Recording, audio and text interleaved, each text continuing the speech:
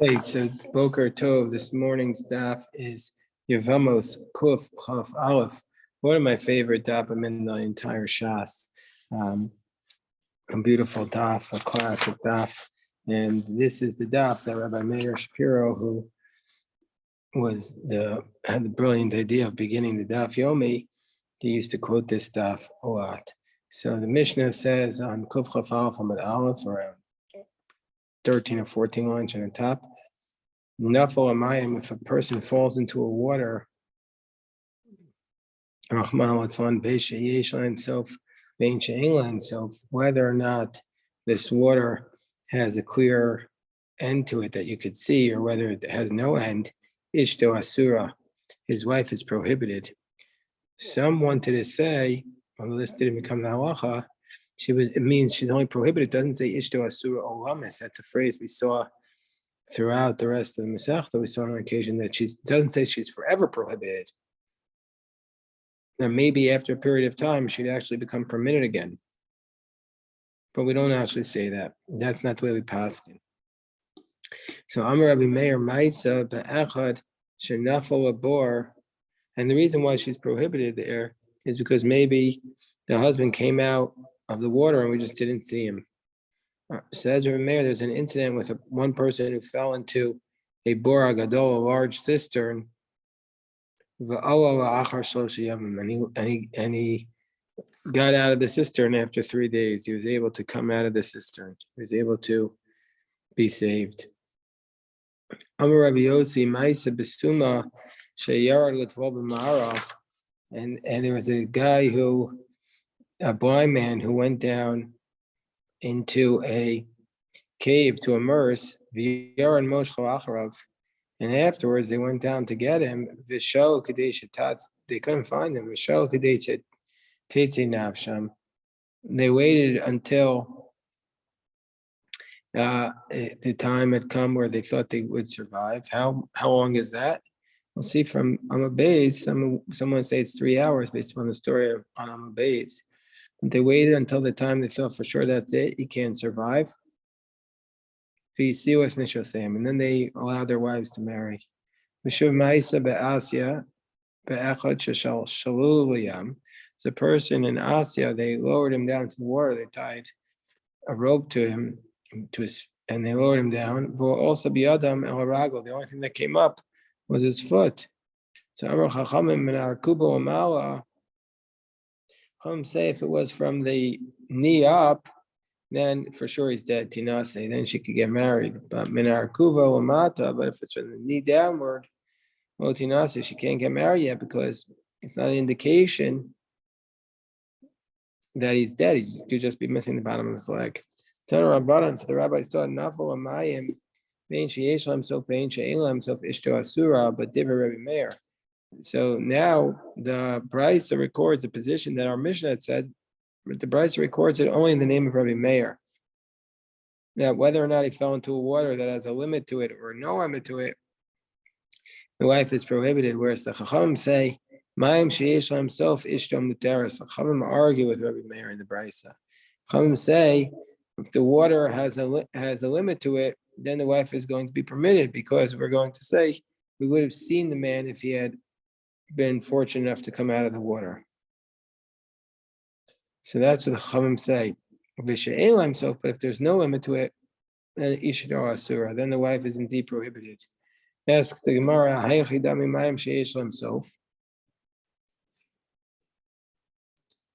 Gemara asks, what's the definition of water that has a limit to it, that we say that you can, according to Chachamim, you can remarry? Right, says any place where you can stand and see from all 4 directions. That's going to be any place where you can see all 4 directions, you can see the ends of it. It's a dispute. Do you have to see all 4 at once, or just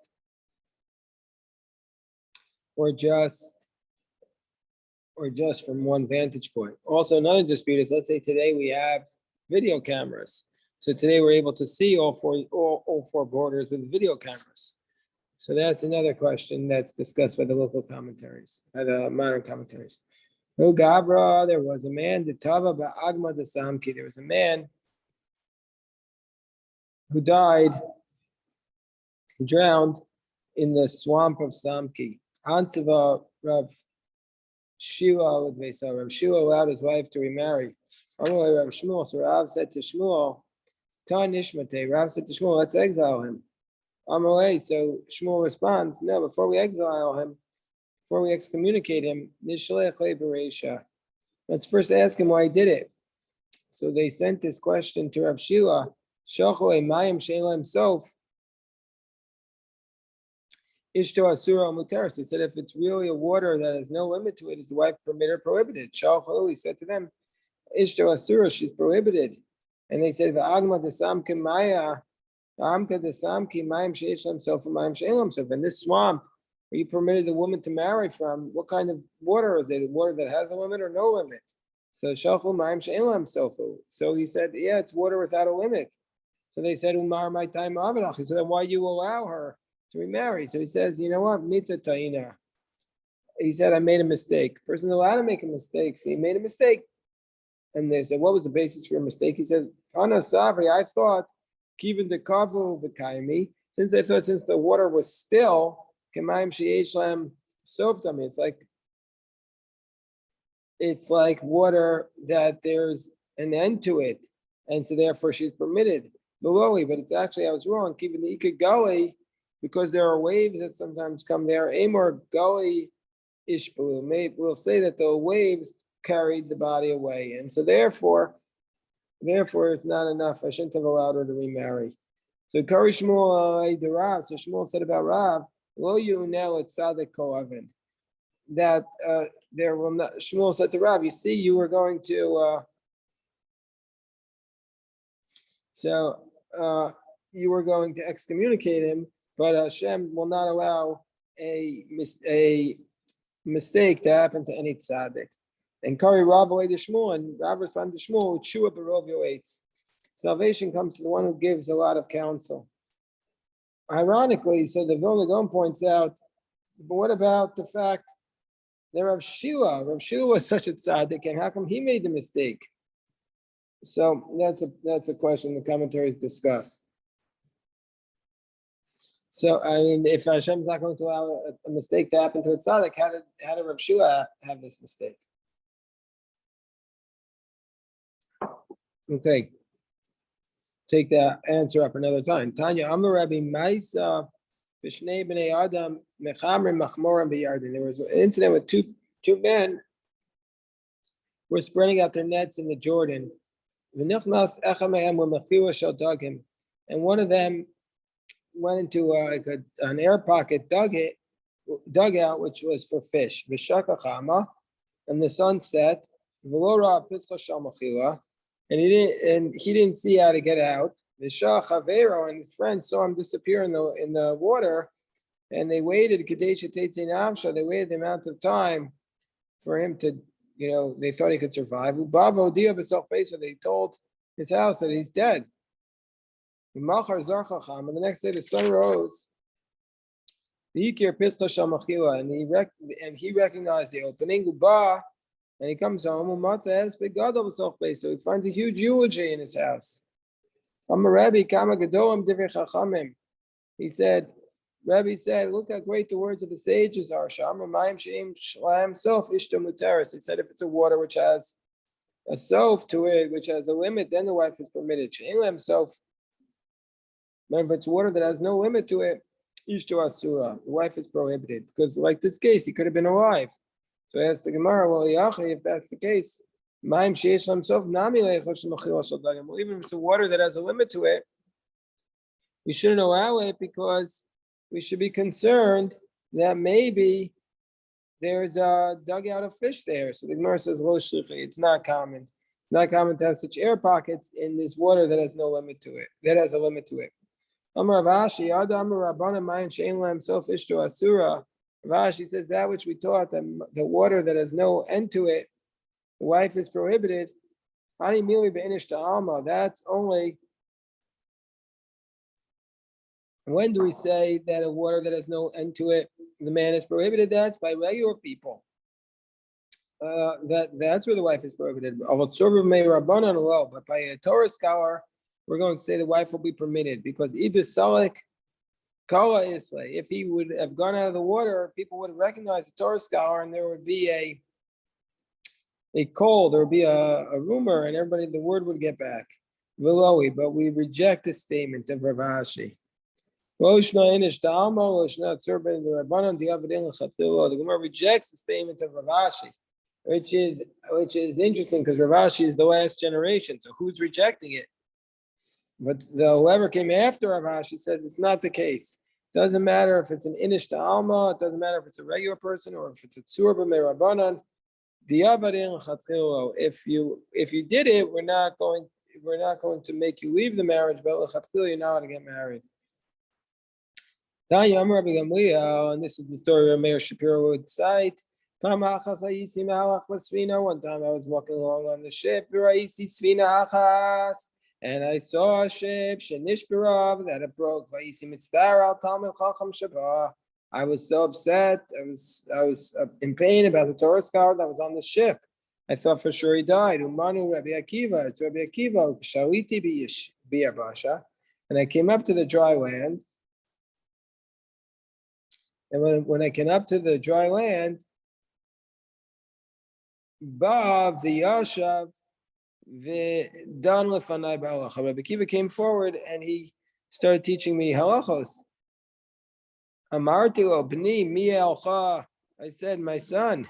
Gamliel said to Rabbi Akiva, how'd you get out of the water? Amarli daf shel svina nizdamin li. He said a daf. We call it a daf yomi, but in the Gemara here it means a plank or a board of a ship appeared to me. And every time a wave came upon me, lo roshi, I lowered my head. So that's how he survived. So Rabbi Meir Shapiro said, he quoted the next line of the Gemara also, if from here the sages say, if bad things are happening to a person, you're not a low rosho, then he should bow his head. So Rabbi Meir Shapiro said, whenever something bad happens to you in life, what do we have? We hold on to the daf. We hold on to the daf of the Svina, which is the Daf Yomi, and that will help us survive. And then we lower our head with humility, and that will also help us survive. So he says, Ba'oso Shah, Amarti Ba'oso Shah. I said at that moment, Kama Gedolim Divrei Chachamim. Look how great are the words of the sages. Shama Mayim She'esh Lahem Sof Muteras, Mayim She'en Lahem Sof Asur. That they said if there's a water that has no end to it, he's prohibited because he could survive. The Baal and Musar say the rabbis were willing this into reality. They were saying, don't give up hope. As long as there's even an ounce of hope that someone could survive, believe in that possibility. Tanya, Amar Rabbi. Tanya, we say, Amar Rabbi Akiva, Pamachas Ayisi Mahalach B'Sfina. So another story, this time with Rabbi Akiva, he says, one time I was walking along on a ship, and I saw a ship, it was tossing around in the sea. I was very upset about the Torah scholar in the ship. Umanu, who is this Torah scholar? Rabbi Meir. It was Rabbi Meir in Kishaliti, Medina's Kapotkia. When I got up and I went to the country of Kapotkia, Rabbi Akiva came. Rabbi Meir came and he started teaching me halacha, says Rabbi Akiva. Martilo b'ni mi elcha. I said, my son, who allowed you get out of the water? I said, mi elcha, who allowed you to get out of the water? He said, Amrli gal teradeni l'chavero v'chavero ad shekiani li'avasha. He said, one wave took me to the next wave, until it spit me out on the dry land. And that's how I was able to survive from one wave to another. Amarti Bosasha, I said at that moment, Kama Gedolim Divrei Chachamim, Shamar Mayim Sheyesh Lam Sof Ishta Muteras Mayim Sheyesh Lam Sof Ishta Asur. I said, well, how great are the rabbis who said if a man falls in a water that has no limit to it, then his wife is still prohibited. Tanu Rabbana Nafal Go Varayos. Let's say he fell into a lion's den. Eme Idin Olav. Then I testify that he is dead. It's not necessarily. Maybe the lions aren't hungry that day. Let's say he fell into a pit filled with snakes and scorpions. You could testify he's dead. Rav Chaim Kanievsky said, well, what about Yosef? Yosef fell into the pit and he didn't die. So we say Rav Chaim Kanievsky offered a few answers. One is that depends if there was room for him to stand there or not. If there was room for him to stand, he does not necessarily going to die. But if there was no room, then for sure he would die. Rav Yehuda Meser says, "Af ulchafura amalei anachashim va'akravim in meidin olav." He says, even if you fell into a pit with snakes and scorpions, you can't testify it's for sure dead. Chayshina, because we have to be concerned. On the top of Kuflaf Aleph Amud Aleph on the base, you have to be concerned. Shema chaver. Maybe he was a chaver, meaning he was a person who knew how to charm the snakes. I heard of snake charmers. I never heard of a scorpion charmer, but that's what they say. The Tanakama says he's for sure dead. Agav ititza ma'azkilei. No, he's pressing him for sure. The snakes are going to attack him. There's no room for them to go. Let's say he falls into a fire. You can for sure testify that he's dead. Let's say he fell into a pit, into a pot. And if it's filled with wine and oil, we can for sure testify that he's dead. So Rabbi Acha said, if it was oil, you could testify that he's for sure dead, because when you fall into oil, the oil pops up. But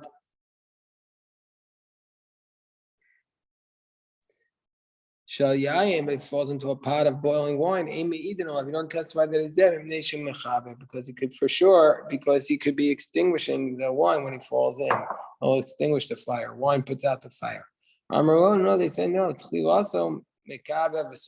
No, at first wine would make the fire go smaller, but then in the end, it'll make it go much higher. Rabbi Meir said there was an incident with a person who fell into a large cistern. Tanya, and he survived. Tanya, Rabbi Meir, they said to Rabbi Meir, we don't rely upon miracles.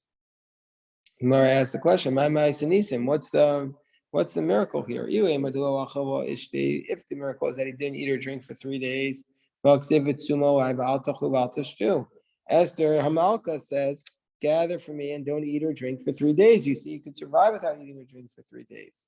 It's a miracle that he didn't sleep. That's the miracle. If a person takes an oath that he's not going to swear, he's not going to sleep for 3 days. So he give him lashes. And if he wants to, he's allowed to sleep immediately, meaning to say he's already been punished for that oath. He doesn't have to keep the oath. It's impossible. My time So what's the Rameir? What's the reason why Rameir said that you could survive even for 3 days? Because he said, Rameir says, my time, Amrav Kahana, keepin agav, keepin avav. There were little ledges in the cistern that he could rely upon and get a nap. Rabbanan deshisha havu. Rabbanan say no, those ledges were made out of marble stone and they were too loose. Rabbi Meir says no, he would have at least slept a little bit. Tan Rabbanan Ma'asav Bito Shell. Nechonia Chofer Shichin. There was an incident with Nechonia, the digger of reservoirs, used to dig reservoirs for the pilgrims to drink, and they would feed them and their animals. So this is the story of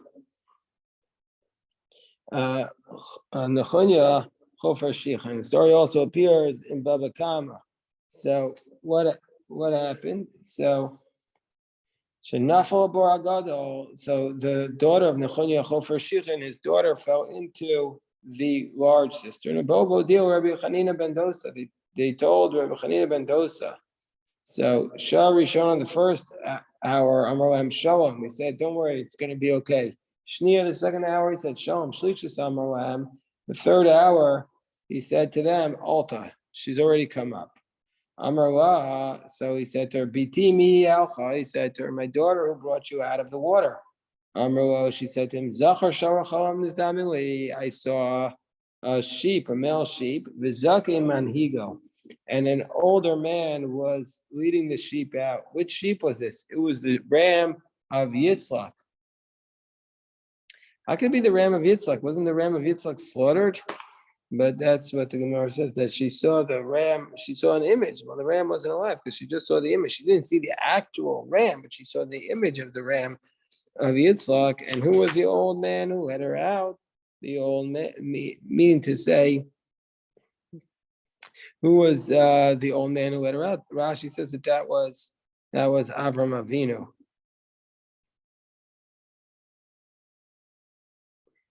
So the Maharsha explains that how was she able to survive with the merit of the Akedah, with the merit of the fact that Abraham had been willing to sacrifice Isaac, and so from that merit, that was a forgiveness for all of Israel. The Aruch HaNer explains that when Abraham went to the Akedah, he saw the Satan, which made himself like a river, and tried to prevent Avram from going. And Avram walked in the water until it came up to his neck. And he prayed to Hashem, save me, God, because the water has come up to my soul. And he was saved. And in this merit, that's how this girl was saved. The Aruch HaNer also explains that when Avram brought the ram, he prayed, Bahar Hashem Yira'eh. So in the sluice of the pilgrims who were coming up to see the mountain of God, that's why she was the sluice of what Nechunya Ish Chofer Shichin did. That's why his daughter was saved. What he did for the pilgrims. So they said to Rabbi Chanina ben Dosa, Amrlo Navi Ata, are you a prophet? Amrlo Navi Anochi. Ben Navi. I'm not a prophet or the son of a prophet, but I do know one thing. I do know that something that a tzaddik is involved with, his children will not be nichshabo. The children will not falter in that area. So that's how I know his daughter wouldn't die in a cistern when he created all these cisterns for the pilgrims. Amar Rabbi Abba became Meis ben Obed Sama, but unfortunately, Nechunya Chofer Shichen's son died from dehydration, as it states, Usvivan is Aramaod, and around them was a great storm. Muhammad Shakadosh Baruch Hu medakdek im svivav kechut asara. God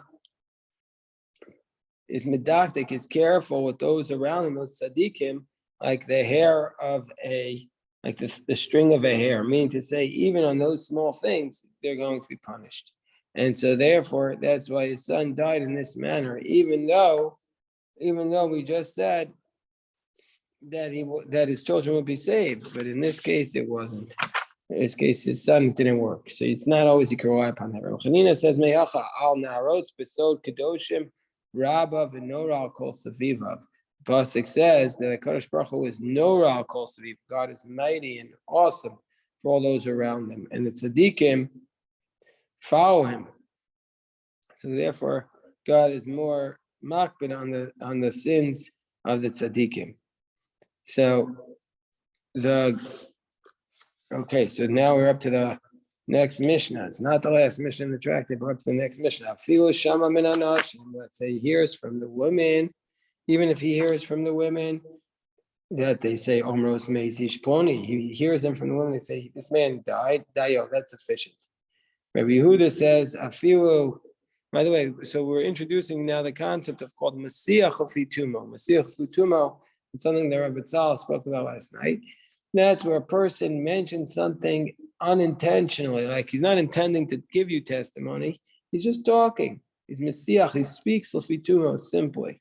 So Afilu Shama min Anashim Omros Meis Ishponi. Let's say here's the women talking to say, oh yeah, this guy died. That's sufficient. Rabbi Yehuda says Afilu Shama min Atinokos, even to hear from the children, that they're saying, Omram Harei Anu Hochen, let's look for us Ishponi, we're going to the burial of this man. Bein Shu Miskavim, Bein She'enu Miskavim, whether he's saying it intentionally or not, it's going to be something So now we say, even if the children say that they're going to this man's funeral, you can rely upon it. And now the Gemara says, the Mishnah says, if a man comes to testify, whether he intends to testify to allow her to remarry or whether he doesn't, Rabbi Yehuda ben Baba, Omer, it's going to be reliable. Rabbi Yehuda ben Baba says, if he's Jewish, then even though he intends to testify, you can rely upon him. But an idolater, he do so edus. If he intends to testify, we don't believe him because he's not a kosher witness. So if he's intending to testify, we're not going to believe him. So the Gemara says, "V'dil malo azli." So the Gemara says, but maybe when it says we believe the children because they're going to this funeral, maybe they didn't go and maybe they're a mistake. They didn't see it for real. So I'm Rabbi Yehuda Mashmuel. The Gamri Arenu Bai Milas Bodum Lik Boris Ishponi. No, they're saying we're coming from the eulogy and the burial of such and such a person. Where it says V'dilma Kamsa Ba'alma Shachavei Vasikule Al Shmei. Maybe it was just a kamsa. Kamsa is a locust, Rash says, or an ant, and they're play acting. Maybe they pretend funeral. Gemara says, no, we're not going to say that. Because they said we came from the eulogy, and there were such and such rabbis there, and there were these eulogizers. And by an idolater, by an idolater, if he's intending to testify, we don't believe him.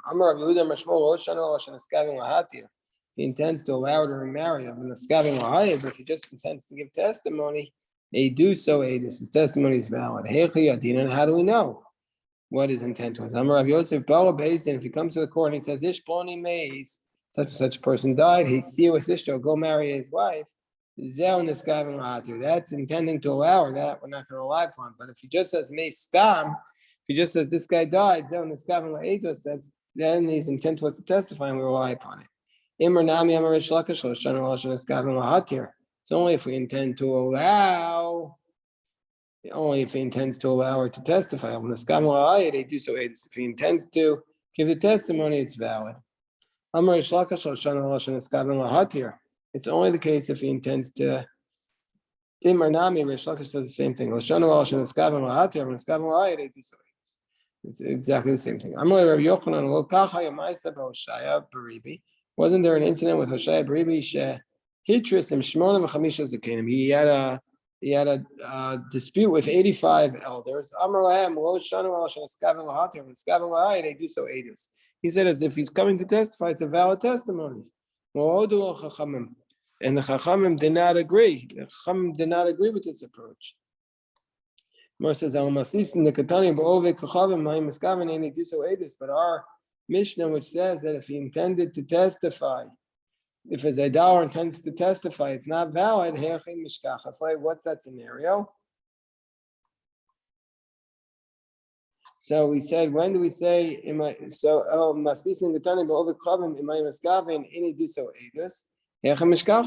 is that scenario? So excuse me. But our Mishnah, which says if he intends to testify, his testimony is not valid. What's that talking about? What's that scenario?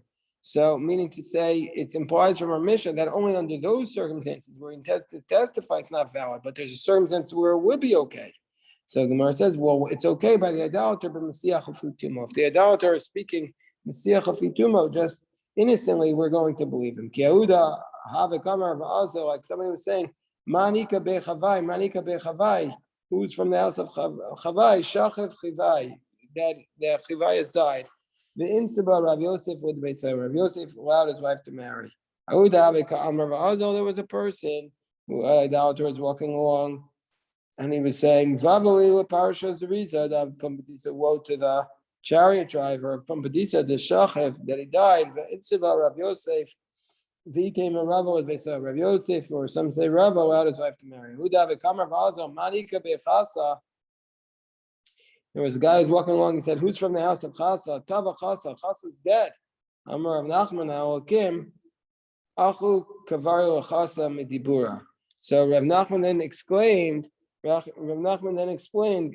my God, the fish have eaten chasa." Medibura de Rav Nachman, and from these words of Rav Nachman, also the beiso the chasa v'intzava, that chasa's wife went and married. And the sages did not try to block her. And Amar Abashi, Shema Mina, Dahad Amar Rabbanan, Mayim Shein Lam Sof Ishto Asura. We learn from here that which they say that if he falls in the water that has no end, the wife is prohibited. That's only initially. But if she would actually get married, we wouldn't make her leave the marriage. And he could have the alternative version in Siva Rav Nachman Vaisayo. Rav Nachman allowed the wife to get married. Rav Nachman said, "Chasa gavarabba Isa v'im Isa the Solik." If he said that Chasa was a great man, if he would have left the water, we would have known. Kola Isleil Milsa, we would have known about it. And it's not the case. Loshna gavarabba, Loshna Rabba gavarabba. It doesn't matter if he's a great man or not. Then we say diavad in. If she already got married, we'll let her stay in the marriage, but initially we're not going to allow her to get married. And that is today's daf. If anybody has any questions, I'm happy to address it.